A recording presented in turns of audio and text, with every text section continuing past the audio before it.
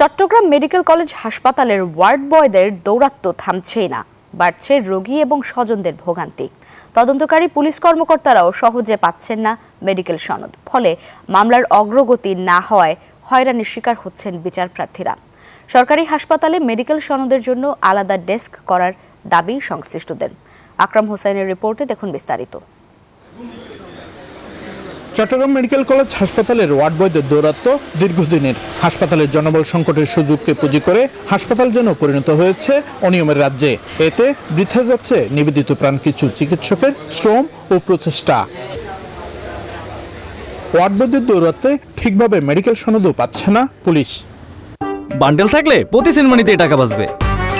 বিকাশ send money bundle কিনে জিতুন প্রতি লেনদেনে। সময় মতো মেডিকেল সনদ না পাওয়ায় তদন্তও শেষ করা যাচ্ছে না অনেক সময়।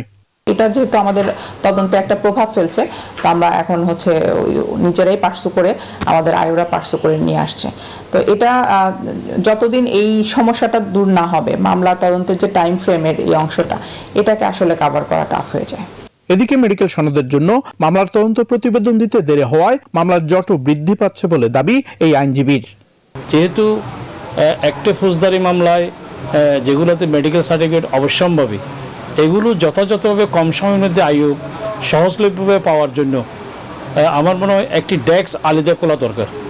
অনিয়মে জড়িতদের কাউকে ছাড় দেওয়া হবে না বলে জানিয়েছে হাসপাতাল কর্তৃপক্ষ। যখন এগুলো আমার হাতে অথবা আমার কানে পৌঁছায় অথবা আমার যখন রিপোর্ট হয়, তখন কিন্তু ওদের বিরুদ্ধে তদন্ত করে কিন্তু আমি শাস্তির ব্যবস্থা করি। অলরেডি আমি 2-3 জনকে কিন্তু অলরেডি ক্যাজুয়ালিটিতে যারা এই কাজগুলো করতো তাদেরকে চাকরি থেকে বের করে দিচ্ছে, আউটসোর্সিং। মামলার তদন্তকারী কর্মকর্তাদের সনদ পেতে মেডিকেলে আলাদা ডেস্ক করার দাবি সংশ্লিষ্টদের। অন্যদিকে চিকিৎসকদের সাক্ষী অনলাইনে নেওয়ার দাবিও জানিয়েছেন অনেকে। আকরাম হোসাইন, নিউজ 24, চট্টগ্রাম।